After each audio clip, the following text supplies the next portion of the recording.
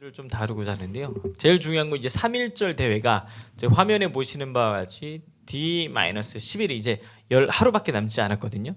10하루 동안 여러분 최대한 많이 또 3.1절 국민 대회를 위해서 주변에 홍보해 주시고 알려 주셔서 자유 대한민국을 지킬 수 있도록 광장을 사수하는 건 매우 중요한 문제입니다. 그래서 함께 참석하실 수 있도록 최선을 다해 주실 것을 부탁의 말씀을 드리겠습니다. 그리고 또 오늘 그 유동열 교수님 모신 이유가 간첩 관련돼서 거의 뭐 대한민국 최고의 전문가라고 하실 수 있을 만한 권위자시거든요. 그래서 최근에도 제가 좀 질문을 드리자면 교수님 최근에 또 어제 기사 보니까 국정원, 경찰, 창원 간첩단 사건 4명을 또 검찰에 송치했다는 이야기가 막 나오고 있거든요.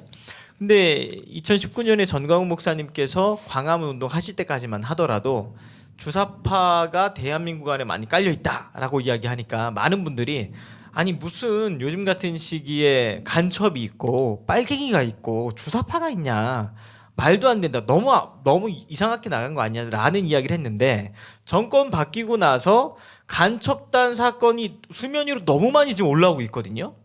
요 관련돼서 어떻게 좀 바라보시는지 그리고 어떻게 좀 정의를 해야 되는지도 설명을 좀 부탁드립니다. 예, 그 우리 정가원 목사님이 해안이 있었죠. 왜냐하면 저하고 직접 이 자리에서 1년 전에 그 간첩 관련해서 대담을 할 때 그때 그 동영상 제목이 간첩 천국 대한민국이었습니다.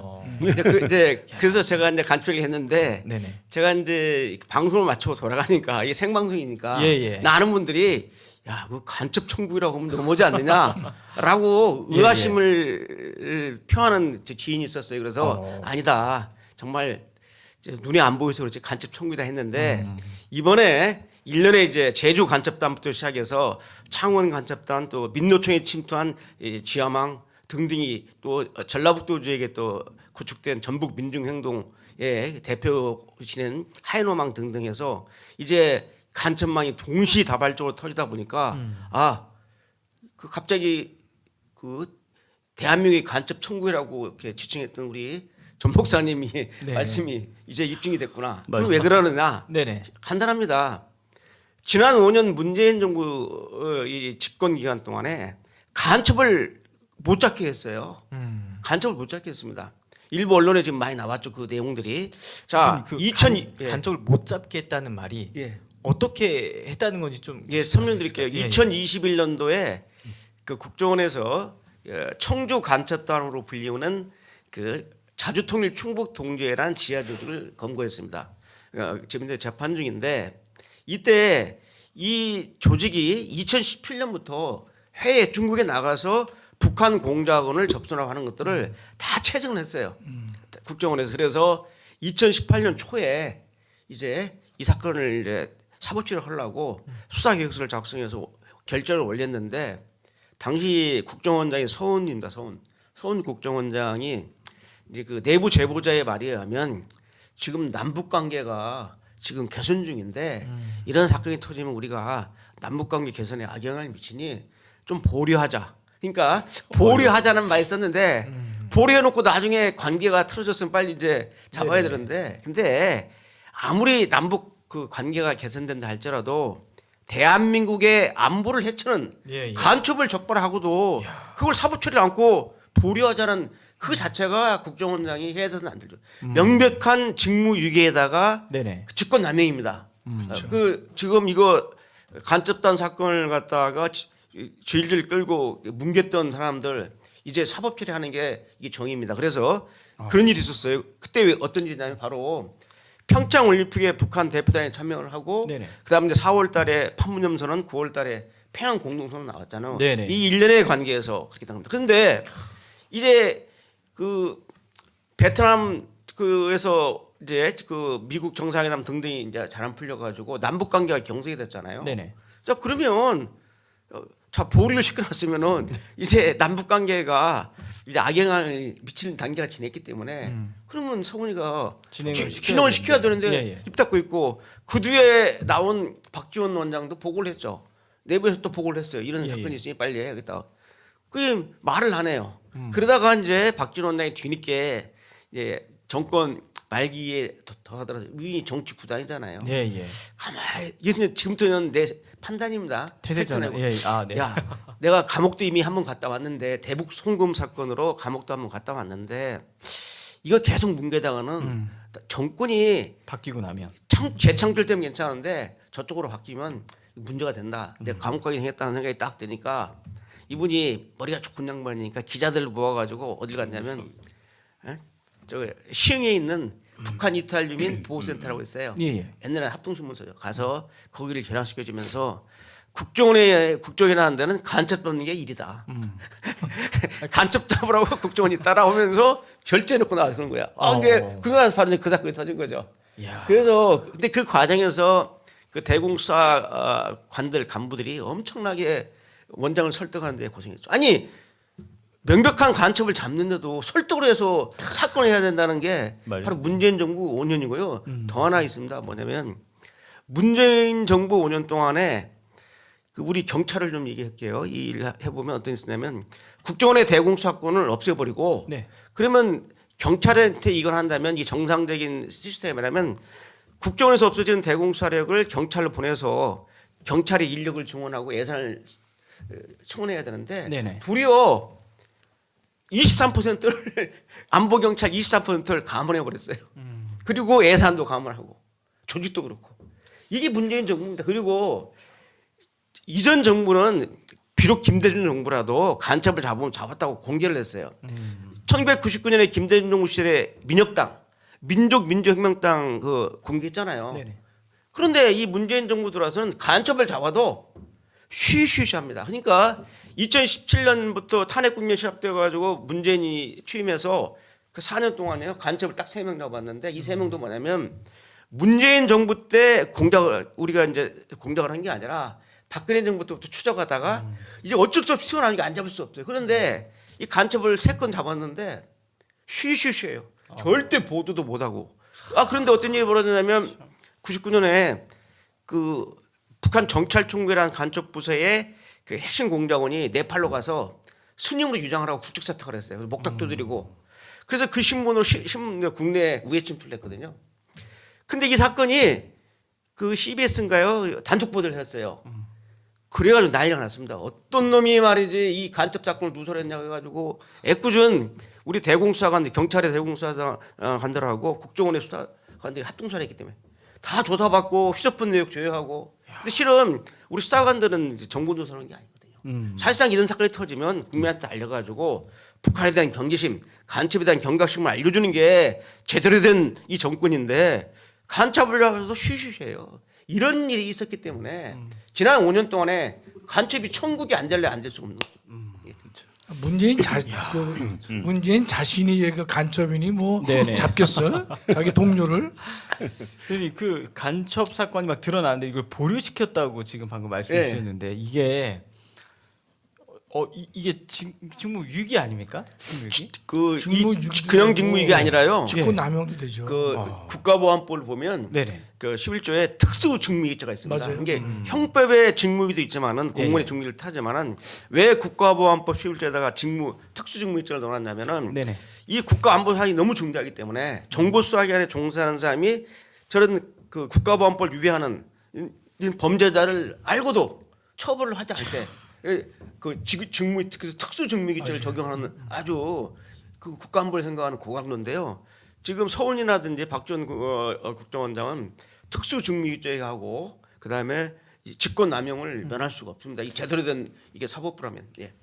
근데 이게 진짜 정부가 만약에 그런 차원에서 간첩들을 묵인하고 쉬쉬했다면 간첩들은 더 편하고 그렇죠. 내놓고 활개를 거죠. 치고 이제 내놓고 활동을 예, 했을 예. 거란 생각이 드는데 쟤들이 지금 다 운동권 애들입니다. 이번에 제주, 청주 2020년에 적발된 청주 간첩단 말고 올 초에 적발된 그 제주 간첩단 이 3명, 그다음에 그 창원 간첩 이번에 구속 기소했죠. 네네. 4명. 그다음에 원래 5명인데 1명은 부부 관계라서 1명은 부인은 구속을 안 시켰어요. 원래 5명입니다. 관련자가 핵심 조직원이. 그다음에 이제 민노총이 침투한 간첩망 이게 한 4명인데 지금 이 사람들이 평범한 선량한 시민이 아니라 내가 딱 따져보니까 20년 이상 자기들 말로 운동권에 종사하는 사람인데 자기들이 그 진보 운동했다고 민주화 운동했다는데 그게 아니라 자유민주화 운동을 한 게 아니라 인민민주화 운동을 했고 사회주의 운동을 한 거고 두 번째는 진보 진영이 아니라 바로 그 종북 좌파, 종북 사회주의 진영이었죠. 예, 이런 사람들이에요. 이런 사람들이 지금 요새 뭐라고 하는지 아십니까? 그 진보 운동을 탄압한다고 지금 성명을 내고 지금 이게 언론에서 보도가 제대로 안 돼서 그런데 여러분 아세요? 이번에 그 창원 간첩단 그 구속된 관련자들이 그 변호인이 뭘 했냐면은 우리 국정원 수사국장 뭐 대공수사관들 대상으로 공수처에다가 고발을 했는데 뭘 고발했냐면 그 직권남용했다 이제 간첩단인데 간첩으로 만들었다 하는 거다고. 여러분 이거 놀라지 마십시오. 간첩 잡는 대공수사관들을 국가보안법 위반으로 지금 고발해놨어요. 왜 국가보안법 위반이냐면 국가보안법 12조에 보면은 예. 그 무고 날조죄라는 게 있어요. 그러니까 예. 국가보안법에 정한 죄를 안 범했는데 무고하거나 날조하면은 이제 그 수사기관들의 그 일탈이기 때문에 그걸 처벌하는 법인데 바로 자기들은 간첩이 아닌데 자기들 간첩을 했다 그래가지고 국가보안법 12조를 찾아내가 잘 일반인들은 모르는데 네. 곳곳에 이재명이가 있는 거야. 곳곳에. 이게 코미디입니다. 이재명 같은 년이 적반하장이죠. 도둑놈이 매들고 도둑 잡는 사람을 맞아요. 지금 치는 거니까 이 대한민국의 법제의 허점을 노리고 이런 일이 지금 벌어지는 겁니다. 박사님 그 네. 국제 정치, 국제 사회에서도 이렇게 지금 간첩 활동들이 사실 모르지만 다 있을 거라는 생각은 들거든요. 그거 뭐 우리 007 영화를 예, 예. 보면은 다 아는데 007 네네. 영화는 사실은 너무나 그 소프트한 거예요. 그보다 훨씬 센 겁니다. 예. 그 간첩 활동 뭐 미국이나 소련이나 네네. 영국이나 이스라엘 같은데 이런 데 간첩 활동들은 그 간첩 활동은 그들이 평소에 이기면은 전쟁 안 하고 이기는 겁니다. 그래서 우리나라 지금 국정원이 기능을 안 하는데 제가 이제 그런 사람들이 국정원에서 일하는 사람들이 평소에 싸우는 사람들이에요. 그 사람들이 잘 싸우면은 군인들이 싸우지 않아도 승리할 수 있는. 그래서 그 어느 나라든지 첩보 활동이라든가 그 안보 기관들은 그거는 뭐 거의 군인에 준하는 군인은 아니지만은 그 사람들은 죽어도 죽었다는 신문에 기사도 다 안 나오잖아요. 국정원 같은 데 가보면은 전투하다가 뭐 이 간첩 활동, 이가 방첩 활동이지. 그거 하다가 전사한 사람들 이름을 밝히지 않기 때문에 그냥 이름이 없는 비석들이 있습니다. 그 정도로 뭐 국제 사회에서 이거는 뭐 기본이고 그리고 손자병법 보면은 거기 그 한 챕터가 간첩을 활용하는 기술해 가지고 용간술이라는 장이 있을 정도로 그는 뭐 국제 정치에서 아주 필수적인 일입니다. 박사님 그 베트남 같은 경우에도 사실 그러면, 사이공이 함락을 당할 그러면. 때 사실 그 내부에 간첩 활동이 엄청나게 활발했다는 게 다 드러나 있는 거잖아요. 그러면 내가 우리 유동열 박사가 그 간첩의 왕국이 간첩의 천국이라고 그랬는데 김영삼 대통령 때 우리 그 교수님하고 일본을 한번 갔었는데 네. 일본에는 국정원이 없어요. 일본에는 내각조사실이라는 게 있는데 그 내각조사실에서 두 번째 차장이라는 두 번째로 높은 사람이 뭐라고 얘기를 해주냐면은 야 간첩들이 무슨 철조망 넘어서 지금 남한 가는 줄 아느냐고 북한의 대위 정도쯤 되는 사람들이 양복 입고 비행기 타고 한국으로 들어간다고 그렇게 얘기를 해주는 걸 듣고서 네네. 우리 교수님이 그때 전화 걸어가지고 대통령한테 전화 걸어서 이런 일이 있다고 얘기한 적이 있었습니다. 그 김영삼 대통령 어느 날 텔레비 나와서 요즘은 북한이 간첩들이 일본을 통해서 비행기 타고 온답디다라고 얘기한 적이 있었어요. 그 우리가 지금 이 박사님 좋은 말씀 주셨는데 우리가 그 아시잖아요. 서독이 동독하고 서독하고 네네. 맞습니다. 이제 통일됐지만 그 과거에 1974년인가요? 그 빌리 브란트 수상 보좌관도 이제 간첩으로 드러났잖아요. 예. 그다음에 그 통일된 다음에 보니까 동독에서 파견된 서독 활동 간첩이 한 30만 정도 된다고 그래요. 30만이요. 그러면 서독이 그 정도라면 예, 대한민국은요 그렇죠. 많은 거죠. 많은 거죠, 실제로. 국민들이 사실 그 이제 6.25 전쟁 이후에 먹고 살기 바쁘다 보니까 우리가 그런 안보라든지 이런 거에 크게 신경을 못 쓰고 있었던 세월이 너무 오래 지속됐던 것 같습니다. 그렇죠. 그러다 보니 요즘 간첩 이야기하면 아니 시대가 어떤 시대인데 간첩 이야기를 하냐. 그 지금 국민의힘 당대표 후보로 나오신 분도 그런 얘기하는 사람 있죠. 아 요즘 간첩이 어딨냐라는 이야기를 해서 막 지금 언론에도 많이 요즘에도 그게 회자가 맞아요, 많이 되고 맞아요. 있잖아요. 그런데 실제 요즘 보니까 너무 많습니다. 그리고 이 수사를 확대해야 되는 상황까지 왔다라는 이게 경찰 내 브리핑도 있었던 것 같은데요. 예, 이게 이번 그 간첩단 사건을 제가 간단히 한번 제가 좀 네네. 정리해드릴게요. 그 도표를 한번 보여주실래요? 그 자주통일 간첩 네. 제가 이렇게 도표 있는데, 예, 요게 이제 지금 제주 간첩단 조직도인데요. 예, 이번 이 사건을 보면요, 일련의 간첩단 사건들이 공통점이 하나 있습니다. 다 해외에서 북한 공작원을 접선해서 보고를 하고 지시받고 내려가고 그러는데요. 이제 지금 제주 간첩단 얘기를 해보면 그 총책이 있는데요. 이 여성분이에요. 이 강모라는 여자분인데 이 여자분이 이제 총책인데 제주 간첩단을 이제 희흑기흑으로 하는 이유는 뭐냐면 그 제주 간첩단 밑에 세 개 부분이 있어요. 노동 분야가 하나 있고 진보당 여성 담당이 있고 농업 담당이 세 분야가 있는데 그 교신 내용을 갖다 분석을 해보니까 이 노동 담당에서는 2020년 9월 24일 날 한겨레를 결성했다고 보고를 딱 하고 있는데 이 지금 제주 간첩단 얘기는 희흑기흑으로 계속 교신을 하고 있기 때문에 이걸 확실하지 않는데 한겨레라고 하면 안 되거든요. 이게 제주 간첩단 산하에 있는 노동 분야의 지하 조직은 한겨레가 맞습니다. 그러나 한길회. 한겨레가 예, 맞는데 제주 간첩단은 희흑이 지금 한겨레라고 특정하기 어려운 상태인데 네. 저 도표를 보면은 뭐가 있냐면 북한의 문화교육이라는 간첩공작 부서가 있습니다. 그 북한의 간첩공작 부서가 5개 부서가 있는데 가장 오래된 전통적인 부서입니다. 과거에 대연락부였고 그전에는 사회문화부, 연락부, 문화부 해서 해방 직후부터 지금까지 북한의 70년 동안 대남 공작을 이끌어온 그 부서가 이 문화교육인데 이 문화교육에 수많은 간첩들이 있는데 이 김명성이라는 간첩이 있어요. 지금 나이는 한 60대인데 이 김명성이가 동남아 담당입니다. 중국하고 베트남 쪽에서 움직이는데 이 어떻게 제주 간첩단 총책인 강무를 어떻게 포섭했는지는 모르겠어요. 그런데 강무를 갖다가 부릅니다. 그래가지고 2017년 7월 29일 날 그 캄보디아에서 직접 접선을 합니다.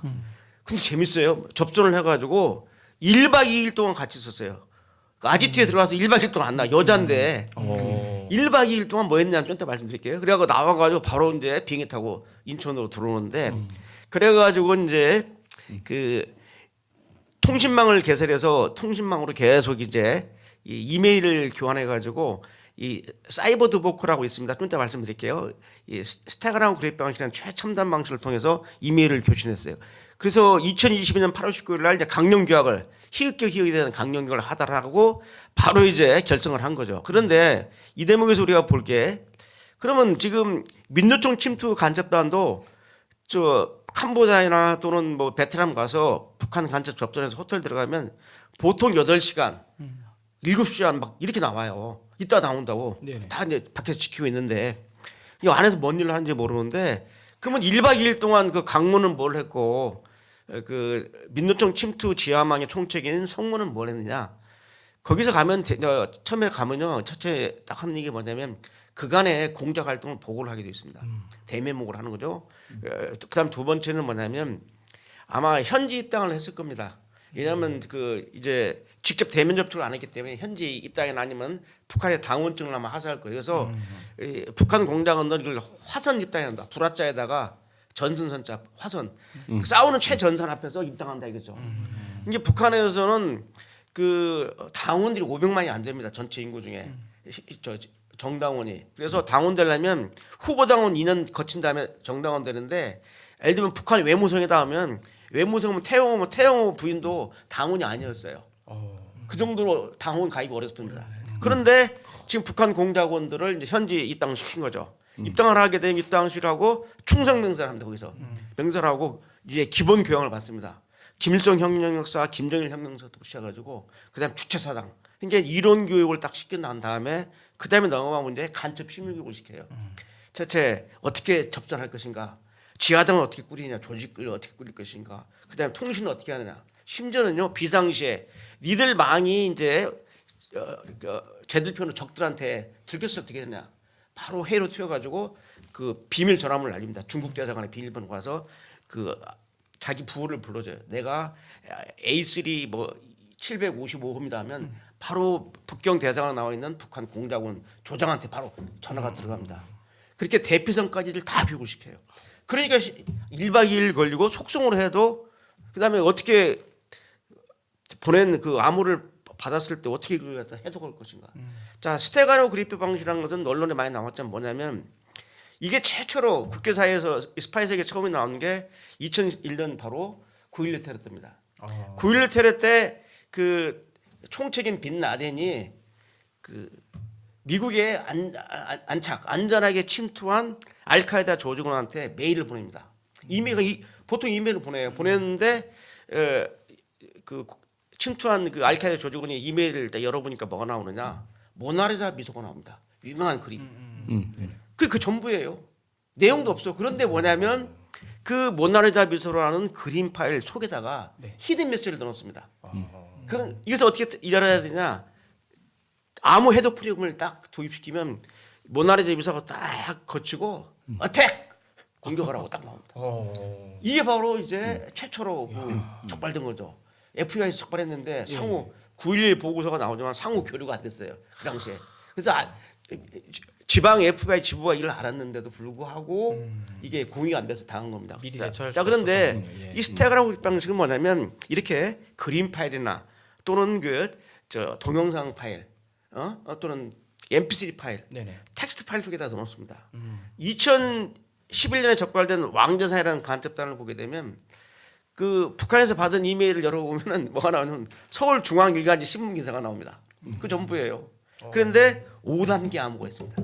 딱 푸니까 이 신문 기사가 거치고 지령문이 나오는데 그 지령문도 의무화되어 있습니다. 자, 본사에서 이렇게 회사로 물품을 언제 보낸다. 송장 받아라. 근데 그러면 이제 이 간첩들은 그걸 해독을 해서 암호 해독부에 따로 있어요. 여기서 본사는 북한이고 지사는 어디고 송장을 보고 이 푸는 연습도 합니다. 이런 식으로 교수를 내요. 이게 바로 첨단 방식이기 때문에 그 만약에 2011년에 적발한 왕재산 간첩단은 해외에서 북한 공작원을 만나는 우리 내국인을 적발한 건데 앞서 얘기해서 의외의 성과를 거뒀죠. 그래서 이제 거의 그 외장하던데요. USM에 외장하던데 그걸 풀려고 했더니 다 맥혀 있어요. 암호가 걸려서. 그런데 그 한강 백사장에서 바늘찾기인데 구군이 좋을런지 그 총책 김도경 총책의 휴대폰을 포렌식을 했는데 막 지웠죠. 포렌식을 해서 찾아보니까 메모가 나와.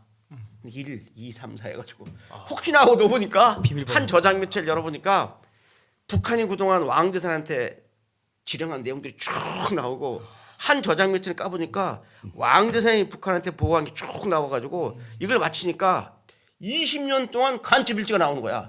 그러니까 이 조직이 왕재산 조직이 그러니까 우리는 제목이 간첩단 명칭이 왕재산인지도 몰랐고 이렇게 오랫동안 20년 동안 암약한 간첩단이 몰랐는데 거기 나오고 또 조직원 하나가 북한에 갔거든요. 네네.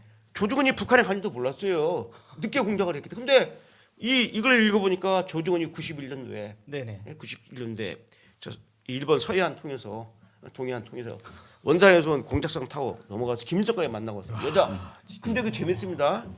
그 얘기를 좀 아셔야 되는데 그 여자가 공작원인데 이분을 어떻게 했냐면 왕재산이 90년대 초에 북한에 포섭이 됩니다. 근데 어떻게 포섭된지는 몰라요. 묵빌 행사하니까. 그때부터 이렇게 추적한 게 아니니까 중간에 추적했기 때문에. 그런데 얘들이 이제 일본과의 이제 교실망을 트고 일본 조총련에 배진구라는 부의장이 있습니다. 조총련의 부의장이 높잖아요. 이놈은 직책이 부의장이지만 이게 대남공작 일본 거점 총책입니다. 그래서 배진구하고는 연락을 하는데 그때만 해도 자꾸 90년 초에 젊은 여자들이나 남들이 자꾸 일본 나가면 우리들이 보거든요. 그렇기 때문에 안 되겠다 싶어가지고 조직원 중에 여자 조직원, 일본어를 전공한 여자 조직원을 일본 대학에 유학을 시킵니다. 이 간첩들이 보통 하는 게 아니에요. 그래서 국내 대학 다니던 졸업하는 여자애를 일본의 대학원 석사관에 유학을 시켜놓고 유학생이니까 왔다 갔다 하잖아요. 걔를 통해서 배진구한테 연락하고 보고 지시받고 내려오고 또 이런 식으로 연락선을 개척했거든요. 근데 그래가지고 그 1993년도입니다. 93년도에 이제 드디어 2월 달이죠. 드디어 북한에서 올라오라고 하니까 원산 연락소에서 내려온 그 간첩선을 타고 내려오다가 일본 영해에서 공해상에서 반잠수를 갔답니다. 그래서 이제 간첩선 본선은 공해상에 있고 자선을 타고 일본 해안에 접근해서 태우고 똑같은 갔어. 그래가지고 이제 김일성을 평양 와서 김일성을 만났죠. 근데 이 여자 조직원이 하는 얘기입니다. 딱 가서 보니까 주석궁에 그때는 김일성이 살아 있었어요. 93년도니까 94년도에 김일성이 죽었거든요. 갔더니 깜짝 놀랐다는 거야. 김일성 옆에 배진구 조총련 부의장이 딱 서 있다는 거야. 그러니까 배진구는 자기가 같이 간첩선을 타고 안 왔는데 벌써 배진구가 딱 서 있는 거야. 나중에 그 이제 증언을 듣고 조사해 보니까 배진구는 정상적으로 그 일본 도쿄에서 이제 베이징에서 고려 항공 타고 북한 들어간 거예요. 정상적으로 해서 북한에 들어갔고 얘는 이제 그 간첩선 타고 몰래 입국한 거죠. 그래가지고 김일성이가 그 동안의 활약성을 높이 평가하면서 빠른 시일 내에 남조선에 내려서 전국적 지하조업을 결성하라. 그래서 똑같은 영루트로 와서 서울 와서 총책한테 보고하고 7년 만에 만든 게 왕대사연합 간첩단입니다. 근데 제가 이제 이 얘기를 하려는 게 아니라 그 여자 분 얘기를 좀 최초로 해드릴게요.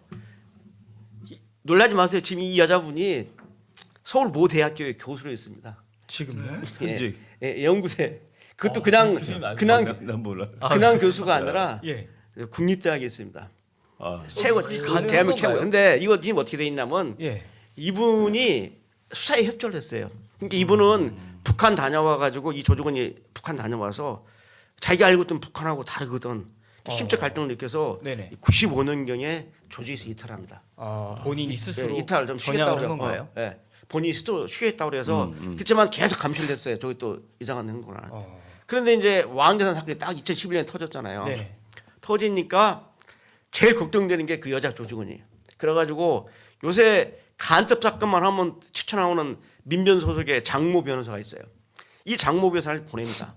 가가지고 혹시 국정원에서 오더라도 일체 모른다고 해라.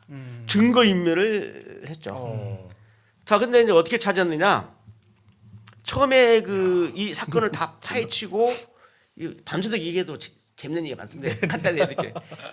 파헤치고 이제 구속영장 쳐 기소를 했거든요. 그런데 그 많은 이제 그 외장하들을 풀다 보니까 뒤늦게 나온 거야. 이미 이제 구속영장을 쳤는데 뒤늦게 발견했어요. 뭐냐면 거기 94년대 여자 조정이 김일성을 접견하고 있는 것이 그 보고문이 있거든요.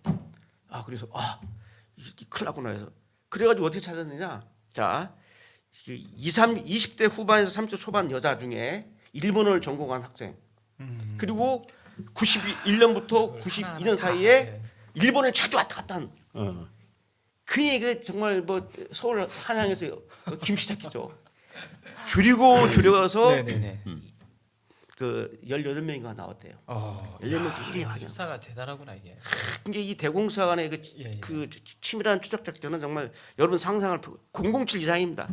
딱 그래가지고 이제 운이 좋게 18명 다 간 게 아니라 중간쯤에서 딱 가서 딱 들어가니까 이미 이 여자 교수가 올 것이 왔구나 하고 책임을 하고 딱 보니까 벌써 물어보지도 않았는데 벌써 딱 놀래가지고 뭐 교수시죠? 딱 그냥 국정원에서 왔습니다니까 그냥 확딱 접어가지고 그냥 술술 다 푼 거예요. 그래서 그 사람 성이 뭐예요? 네? 남. 아니 남씨만 하면 뭐 이분이 수사에 협조를 했어요. 왜냐면 이분이 이제 국정원에 와가지고 자기가 북한에 갔다 완전 온 얘기, 007이네 그죠? 이 얘기를 다 했습니다. 구체적으로. 그래가지고 어떤 일이 벌어졌냐면 이제 왕대산 재판이 열렸어요. 그런데 재판이 열리니까 이놈들이 다 국정원 조작이다.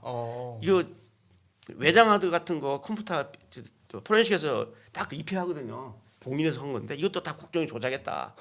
외장하드까지 다 조작했다고 하고 하는데 얘나 지금이랑 그런데 똑같네요.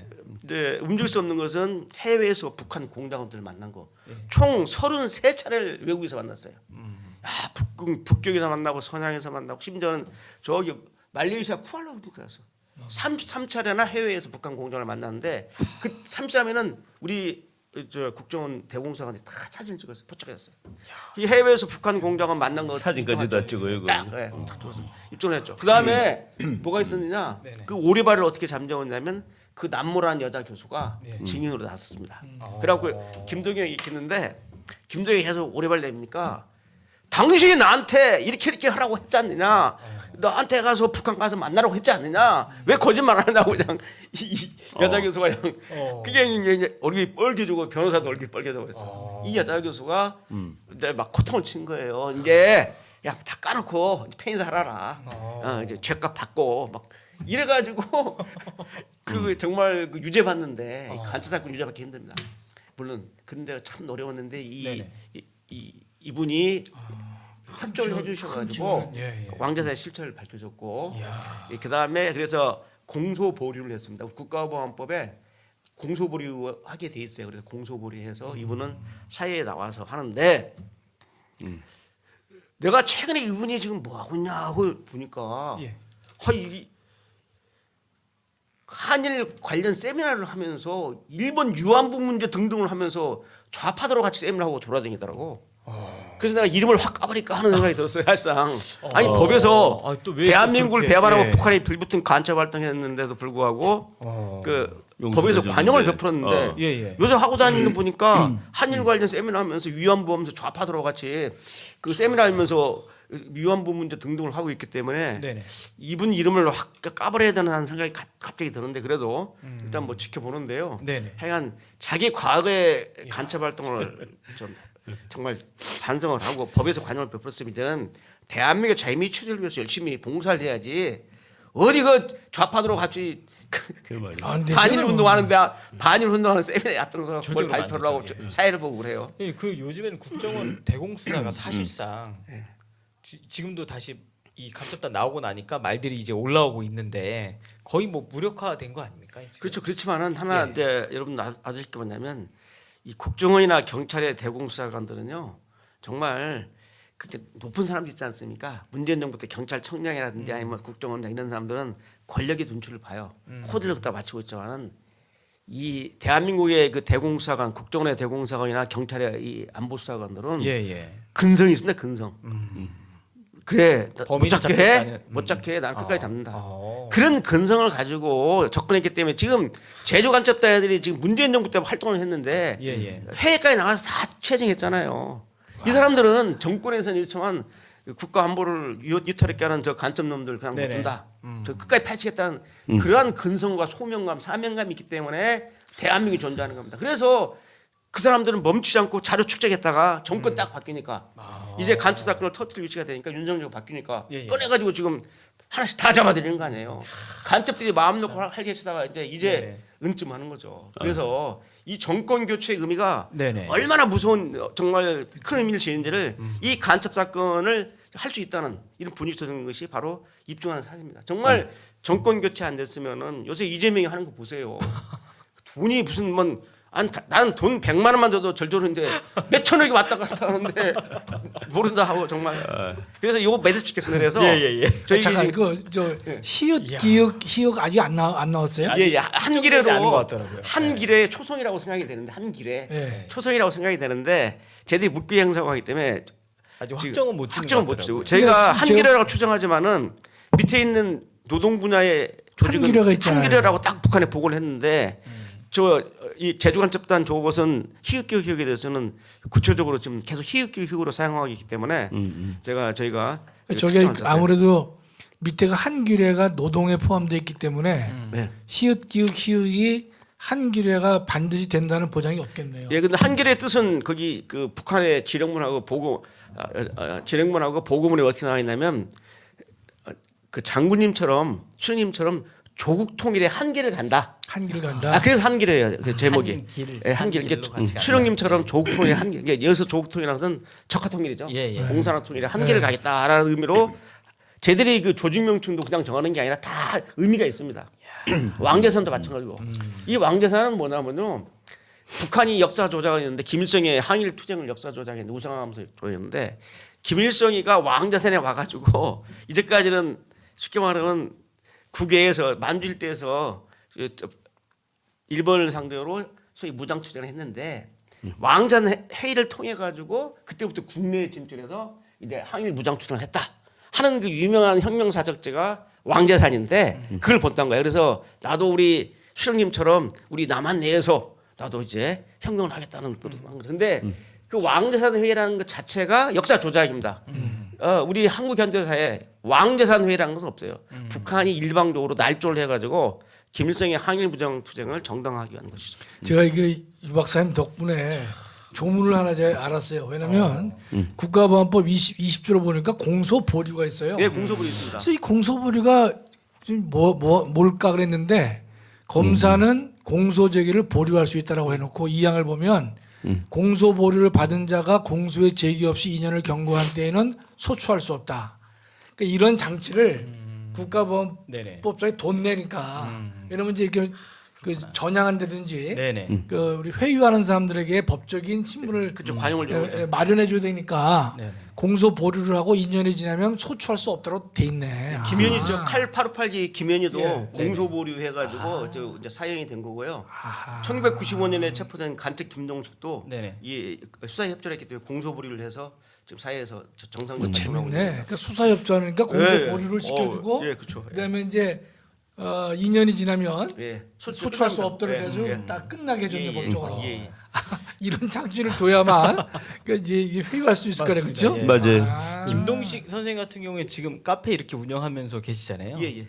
그 저희가 지금 인터뷰 요청을 좀 드리고 있거든요. 모시고 좀 오려고. 아 그러면요. 예, 예. 제가 해드릴게요. 제가. 아, 예, 나오면 알겠습니다. 그 우리 김동식 씨하고 나하고 친하죠. 아, 내가 우리 김동식 어떻게 그 체포된가 하는 그 공작 과정에서 예. 봤기 때문에 어. 동식인 자기가 어떻게 체포된지를 모르죠. 김동식은. 어. 저는 개인적으로 그러는데 김동식 박사학위가 땄어요. 어. 박사학위 따가지고 있는데 이제 이름을 좀 바꿨죠. 그랬는데 김동식 씨가 박사학위 따고 있는데 정말 많은 그 이런 직파간첩 사건이 터지면은 네네. 김동식 씨 박사가 많은 역할을 하고 있습니다. 어. 법정에 직접 출두를 해가지고 예, 예. 그 북한의 대남 공작에 대한 것을 사법부에도 알려주고. 그럼 김동식 선생 같은 경우에는 어느 정도 위치까지 계시던? 아 그거는 이제 거기는 저 예. 우리 저 뭐야 지금 여기 저기 보면 김명성이나 이광준 정도는 안 돼 그냥 공작 조장 정도 했으니까요. 그때는 또 나이가 어렸고. 네네. 예. 거기서 한 이제 한 20년 30년 묵으면 이제 상당급인데 네네. 그때는 이제 한 소자급 정도 소자. 우리 같으면 소령 정도. 그 네. 왜냐면 군사총을 주거든요. 그 공작원들한테. 그래서 한 위관에서 한 소자 정도. 김명성이가 그 문화교류교에서는 그 지위가 어느 정도 되나요? 그 저 해외 그 해외 담당과의 그 거점장인데요. 또 하나 있던데. 예, 또 이광진 나오십니다. 이광진. 좀 소개해드릴게요. 민주노총. 예, 맞 이광진이라고 있습니다. 그게 이광진이에요? 예, 아. 김명서와 이광진하고 서로 경쟁 관계입니다. 막상막하. 그래서 주로 중국과 동남아 지역에서 네네. 그 우리 국내 간첩망을 관리하면서 활동을 하고 있는데 네네. 나이가 한 60대. 김명성이가 60대 한 초반인데요. 이 김명성이가 재밌는 게 그 저기 지금 그 남아 있는데 그 제주 간첩단을 이제 하고 있는데 처음에는 이번에 구속된 그 자통이라고 자주통일민중전이라는 이 창원 간첩단의 도움을 받았는데 나중엔 직접 김명세가 직접 이 자통을 제껴버리고 직접 관여하는 식입니다. 이게 왜 그랬냐면 이 간첩 조직은 그 도표 하나 올려주실래요? 네. 다른 도표. 예, 다른 도표예요. 예, 그걸 설명드릴게요. 단선능의 복선포츠라는 간첩, 예, 이 도표입니다. 지금 이게 도표가 뭐냐면요, 간첩 조직의 전형적인 원칙인데 A라는 저희 이광진이란 김명세라는 거점장이 있으면은 저 파란 색깔이 있다면 파란 색깔이 간첩 A라고 칩시다. 이 A라는 간첩은 자기 상부선 하나밖에 몰라요. 또 하부선 하나밖에 모릅니다. A가 옆에 사람들을 모르고 A가 한 칸 건너서 이광진을 모릅니다. 이게 이제 점조직이죠.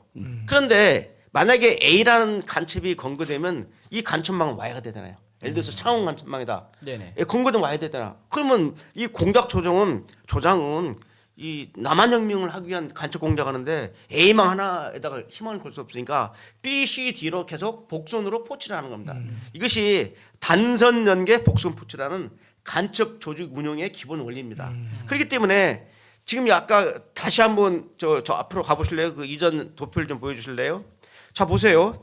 지금 김명성이가 자통을 통해서 그 제주 간첩단하고 그때 수도권 경남권을 나눠놨는데 제가 이 자료를 알려주니까 신문에 보니까 조선일보, 동아일보에서 어떻게 나냐면 주식회사 도표를 만들어놨어. 자통하고 이렇게 해가지고 이렇게 이것은 서로 한쪽으로 다 연결되잖아요. 근데 이렇게 가야 됩니다. 도표가 그런데 알려줘도 그림을 꼭 이렇게 주식회사 도표를 그려놨는데 나같이 그림을 그려야 돼요. 그러니까 예를 들면 수도권 서울에 있는 간첩망의 김인호는 차통 모릅니다. 옆에 애들 몰라요. 횡적으로 연계가 안 돼 있기 때문에. 그러니까 그런데 수도권은 경남권을 모른다 이거죠. 예, 그렇죠? 예, 모르게 돼 있어요. 그렇게. 예. 그 또 수도권도 저 아닌 게 제가 어떤 애라는 알지만 간첩망인지 모르죠. 북한하고 나같이 연계된지 그렇겠죠. 소속된지 예. 모르는 거죠. 자, 그런데 처음에 제주 간첩단을 구축할 때는 자통 총책에 쉽게 말하면 그 소개를 받았는데 중간부터는 자통을 거치지 않고 김명성이가 직접 제주 간첩단 총책인 강모한테 직접 교신을 냈어요.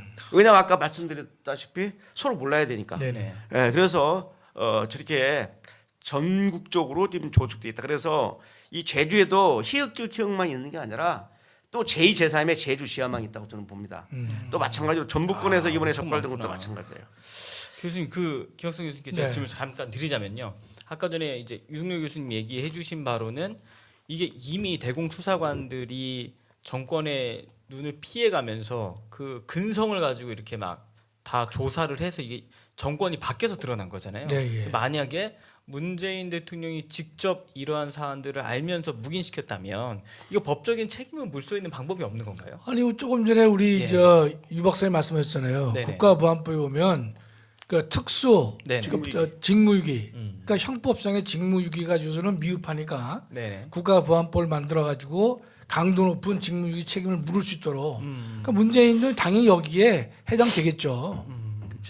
우리가 지금 문재인이나 서울 같은 경우가 네.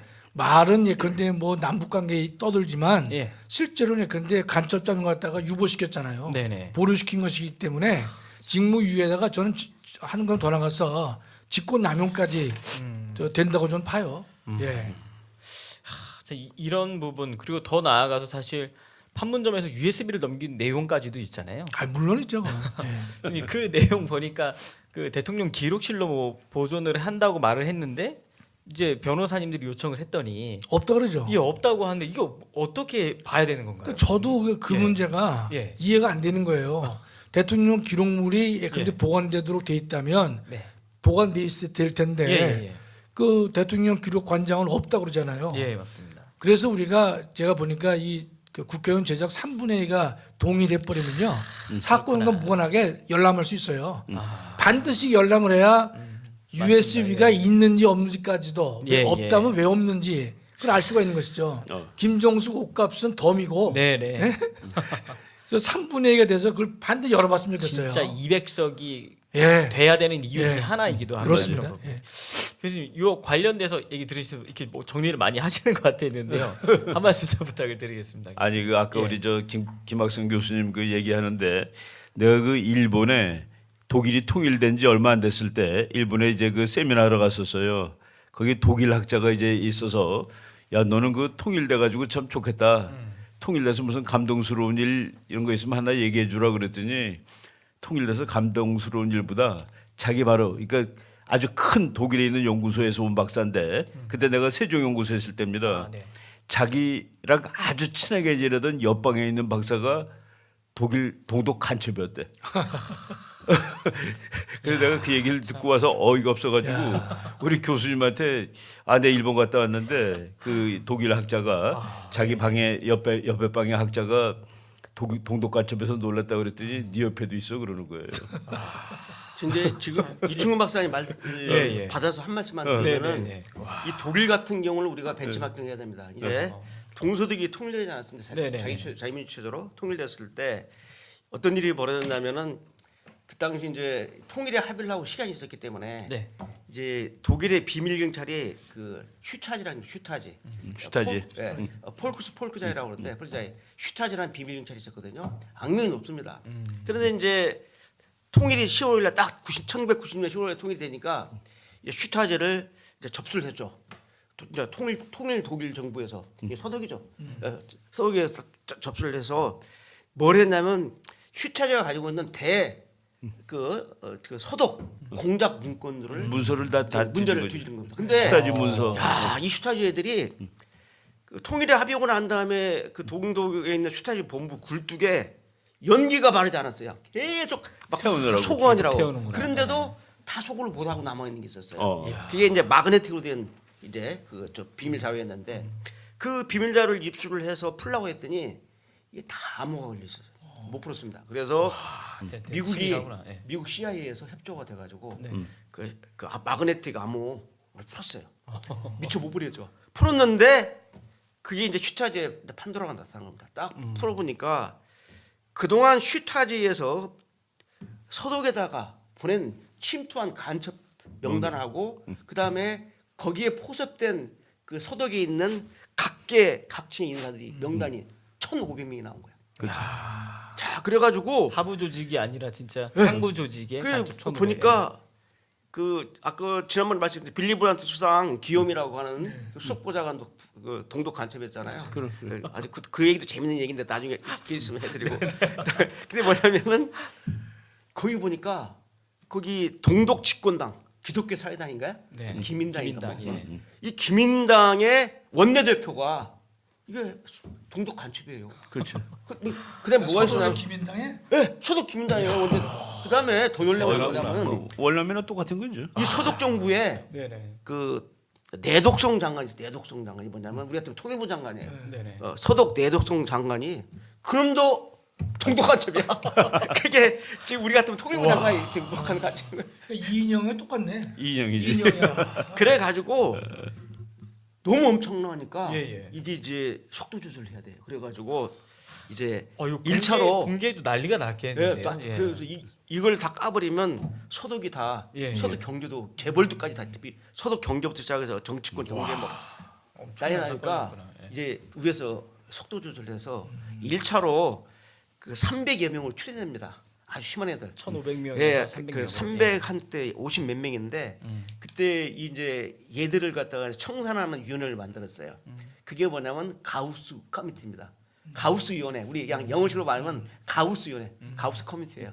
이 가우스 커미티가 뭐냐면은 통일 독일 정부의 내무성의 특별 조직입니다. 가우스 커미티가, 가우스 위원회가. 이 가우스 위원회가 바로 그 슈차지의 내부 문건을 철저하게 해독을 해서 이제 사법 처리하는 일입니다. 그래서 그때 3년 후에 그 아까 그 풀었다는 게요. 바로 푼 게 네네. 아니라 90년에 통일됐는데 접수했는데 3년 후에 풀었어요. 아. 그 마그네틱을. 그래가지고 그 당시에 252명을 사법 처리했습니다. 1차로. 근데 그 뒤에 사법 처리는 잘 안 나와요. 제가 아무리 검색을 안 나와요. 네네. 이게 지금 속도 조절하고 있는데 그래서 제가 왜 이 얘기를 하냐면 자 만약에 남북한이 예예. 자유민주 체제로 통일되면은 네네. 우리는 제일 먼저 어디 가야 되냐? 바로 북한에 사무총사가 있습니다.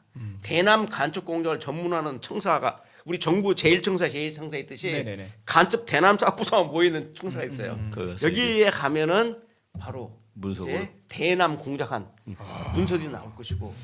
근데 아까 제가 말씀 못 드렸는데 그 서독의 그 명단을 보니까 누가 있느냐? 아까 그런 통일부 내독성 장관뿐만 아니라 집권 기민당의 그 원내대표도 계고 심지어는 그 당시 서독 사회에서 참 존경받는 소위 양심적 지식이라는 사람들, 변호사들, 또 민족 화해론자들 이것들이 알고 봤더니 다 간첩이야. 그게 이제 독일도 그렇고 미국의 그 메카시즘이란 말 우리가 많이 쓰잖아요.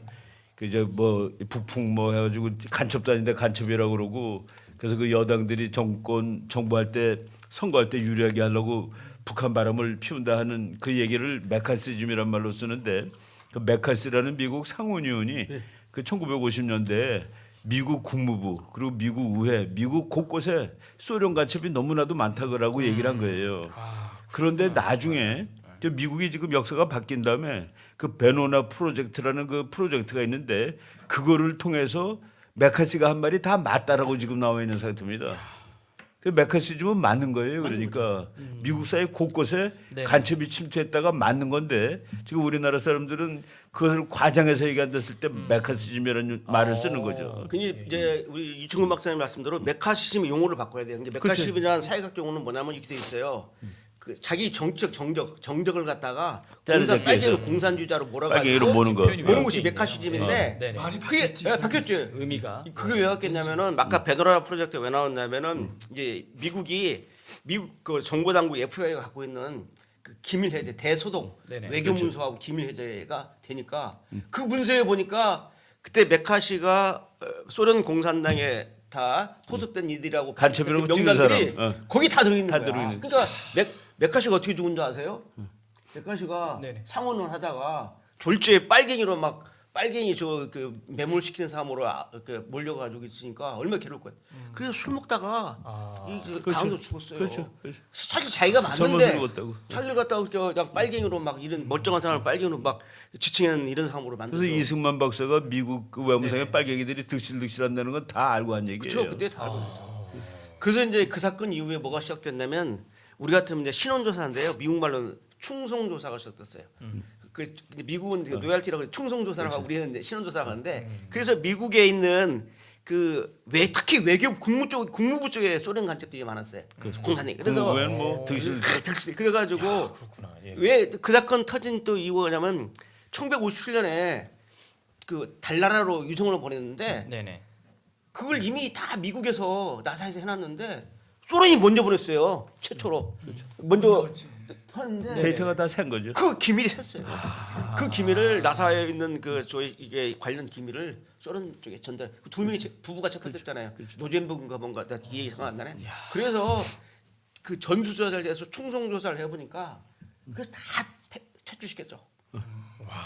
미국도 뭐 난리가 났어요. 50년대 날개 50년대 아니 간첩이 들들 소련 공산당 추정원 애들이 그래서 걔들이 뭐냐 유럽에 있는 그 소련 추정원들 합쳐가지고 유스풀 이디어트 쓸모 있는 바보들. 쓸모 있는 바보들. 유스풀 이디어트라는 용어가 나온 거죠. 레닌이 한 당시에- 말이. 내년한 말이야. 저것들 우리 도와줘서 고마운데 저것들 잠깐 일단 바보 같은 시체도 놈들이라고. 모르고 소련 좋다고 자꾸 떼뺏기는 일만 하고 있으니 사방사에 지식이난 놈들이. 근데 그날 워낙 그 당시엔 또 공산주의자들이 많았잖아요. 피카소도 알고 보니까 공산주의 그렇죠, 당원이었고 보편적으로 다 그런 어떤 물들이 막 흐르고 있었기 때문에 참. 아니 프랑스 피카소 있잖아요. 유명한 네네. 피카소. 그 소련 예, 예. 공산당원이에요. 예. 잘 모르고 자꾸 공산당원이지. 그러는데 그다음 촘스키라고 촘스키 유명한 언어학자. 그건 촘스키. 지금도 마찬가지고. 촘스키도 그 공산당원이에요. 그 유명한 언어 구조 학자인데. 놈 촘스키. 네, 놈 촘스키 아주. 와 근데 내 지금 눈에 그냥 근사만 보입니다. 맞아. 그럼 지금 그 교수님 대공수사 하는 게 이렇게 거의 뭐 해외까지 따라가서 촬영도 해야 되고 하는데 이런 건 지원이 어느 정도 국가에서 많이 되고 있나요? 지금 이제 예. 이게 지난 정부 때는 어려웠죠. 자 출장을 그냥 가는 게 아니에요. 내가 얘기를 드릴까요? 우리 경찰에서는 예. 해외 출장 가기가 힘듭니다. 그러면 해외 출장을 이런 문제로 간첩 문제 가려면 경찰청장이 결정을 해줘야 돼요. 아, 일반 간첩들은 그냥 지방 경찰청장이 해도 되는데 그런데 출장 결제가 해봤자 안 나오는데 간첩 지금 나왔는데 빨리 가서 추적을 해야 되잖아요. 그래서 우리 대공수사관들이 네네. 그 말씀드릴게요. 원장화 사건 때입니다. 원장화 간첩 사건 최초의 탈북자 간첩 사건인데 이때 우리 경기경찰청 그 보안수사대 그들이 갔는데 개인 연가를 가지고 개인 휴가를 빼가지고 해외에 가서 참. 왜 출장 해외 출장이 어려우니까.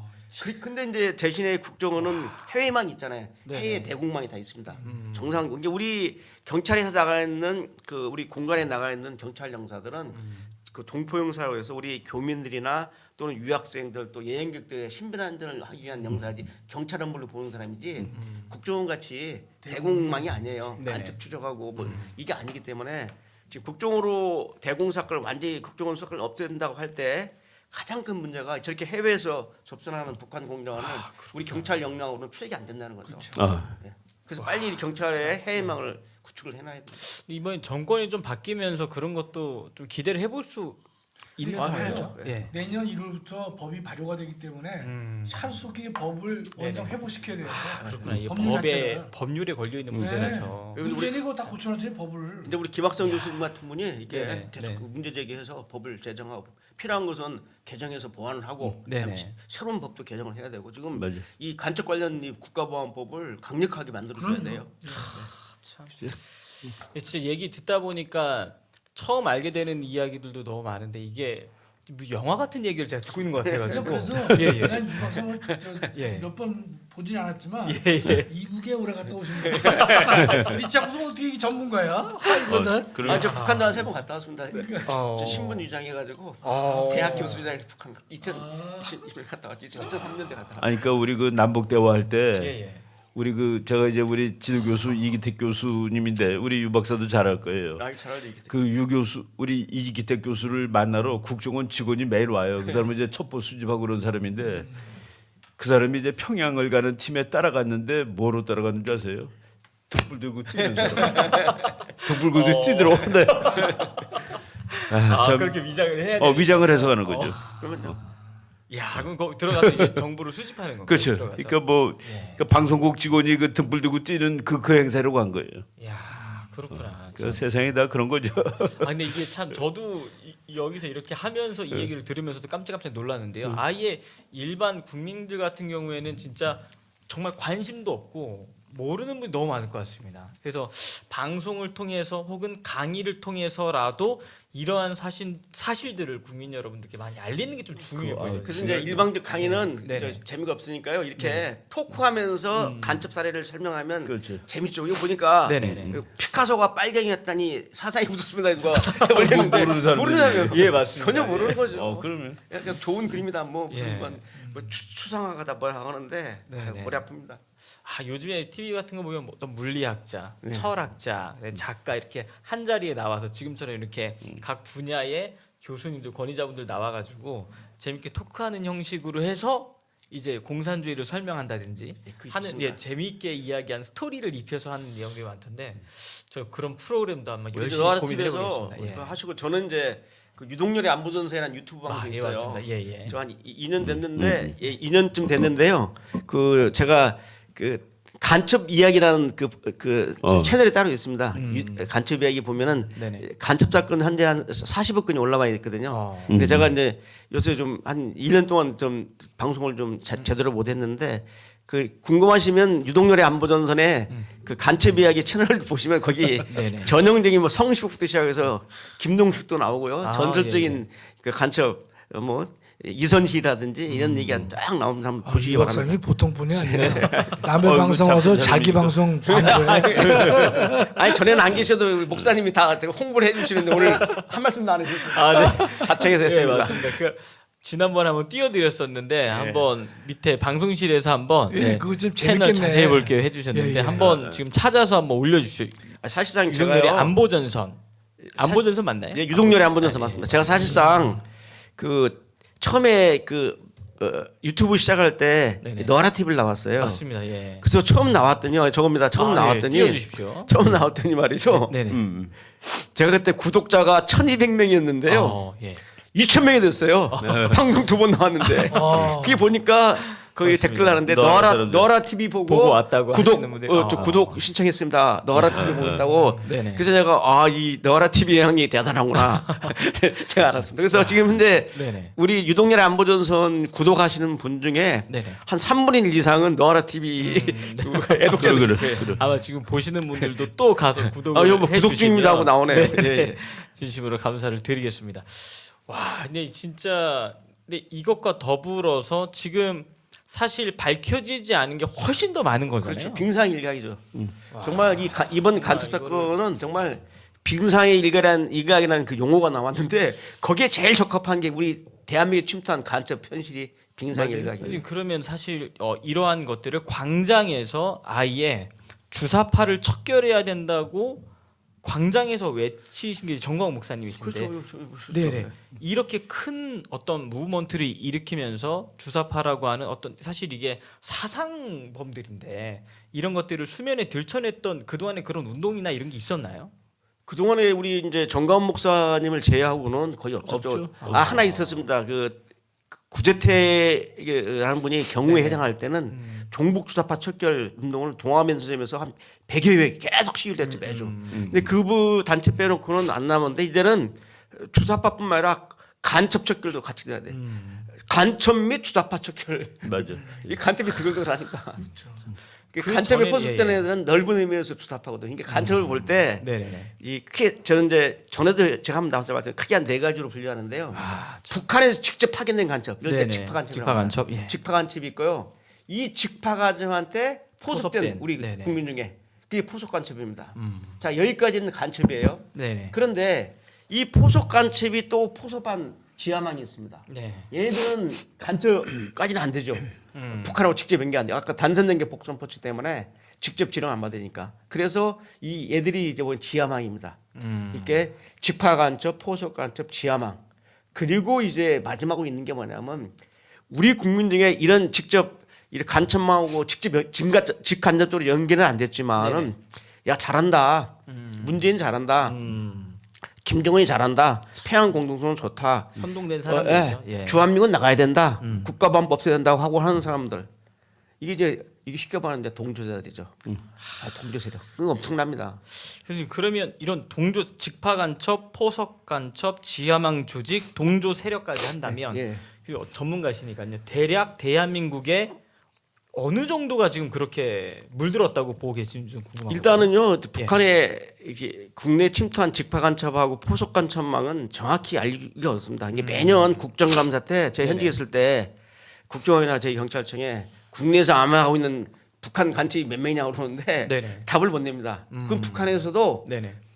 그 지금 같으면 김정은하고 한 두세 명밖에 모릅니다.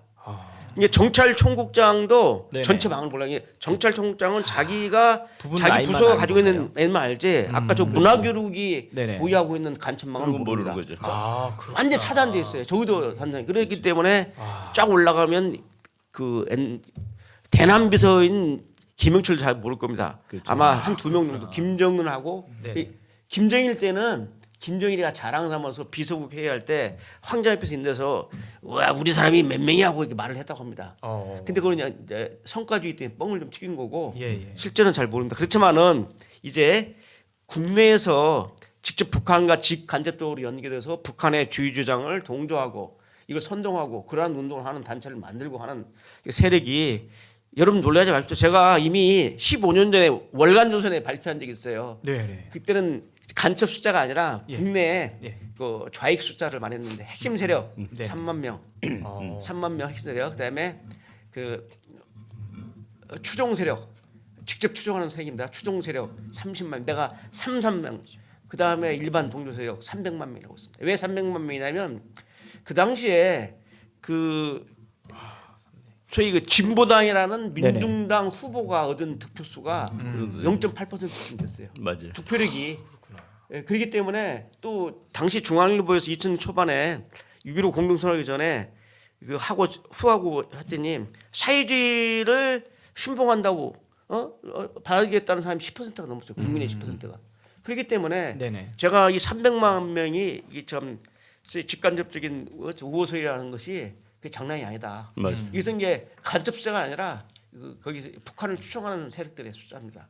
그러니까 근데 이게- 민주당 후보를 찍고 민주노동당 후보를 찍어주는 사람들이 상당수는 저런 사상을 포착한 사람이 많거든요. 교수님 근데 이게 지금 15년 전에 발표하신 예, 내용이라고. 저 월간조선에서 그렇게 저 인터뷰 때면서 발표했죠. 지금은 333. 지금은 좀 더 더 늘어나 버렸죠. 늘어났겠죠. 왜냐하면 지금 이제 그 김대중 노무현 정부, 네네네. 문재인 정부를 거치면서 맞습니다. 예. 엄청나게 저들 세력이 집권을 할 정도니까. 이번 대선 때 보면 뭐 그게 다 그 수라고 말할 수는 없지만 그렇죠. 뭐 지지한 사람들이니까. 이재명한테 투표한 사람이 거의 국민의 절반이었잖아요. 이게 이재명한테 그 투표했다고 그래서 네네. 다 저런 부류는 아니지만 그렇죠. 그럴 수는 없겠지만. 왜냐하면 예. 이념적으로 그 주가바는 맹탕이 많아요.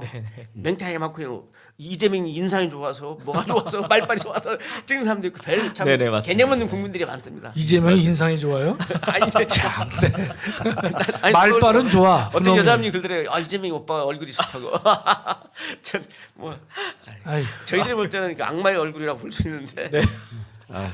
아 교수님께서는 어떻게 좀 생각을 하시나요? 뭐예요? 예, 지금 직파 간첩, 포석 간첩, 지하망조직 이렇게 말씀하시는데 목사님께서 사실 이야기할 때 하실 때는 50만밖에 안 된다라고 아주 핵심 이제 물든 사람들이 근데 이게 말씀하시는 분들마다 접근해가는 방식에 따라서 좀 다르기는 하지만 예. 어느 정도 물들었다고 대한민국. 그래서 저는 이제 예. 참 놀라운 게 예. 이제 제가 너무 이게 횡적 교류가 뭐 좁다 보니까 상식이 좀 많이 부족한 편인데 나는 간첩이 이렇게 많을까 그런 생각을 했었거든요. 예. 근데 뭐 지난번에 우리 김국선 선생하고 같이 이제 할 때 보니까 그 뭐 내용이 많다 그러더라고요. 그랬는데 뭐 많을 것 같다라고 생각했었는데 예. 오늘 이제 우리 유 박사님 말씀 들어보니까 유 박사님 아주 정확하게 뭐 다 말씀해 주시니까 야 이게 심각한 정도다. 많은 수가 네네. 심각한 정도다. 예, 예. 그걸 우리가 알 수 있는 게 이재명이 찍은 게 1614만인데 실제로는 우리가요. 네네. 윤석열이 진 거예요. 그게 무슨 맞습니다. 뜻인가면 심상정이가 2% 맞습니다. 가져갔잖아요. 예, 정의당에서. 예. 안 가져갔으면 우리 진 거예요. 맞습니다. 예. 그래서 제가 이 대한민국이 지금 어디로 가고 있는지 말이죠. 정말로 목사님께서 늘 그 주사파 척결 그래서 저 처음에는 네. 그건 뭐 한 줌밖에 안 될 거다 생각했었는데 그게 아니에요 보니까 도처에 맞습니다. 암약하고 있는 또 북한 사상에도 동조하고 있는 정말 지난번 대선도 심상정 덕분에 우리가 이긴 거 아니시죠? 예, 맞습니다. 예. 그래서 정말로 우리가 정신을 바짝 차리지 않으면 안 되겠다 그런 생각이 드네요 보니까. 네.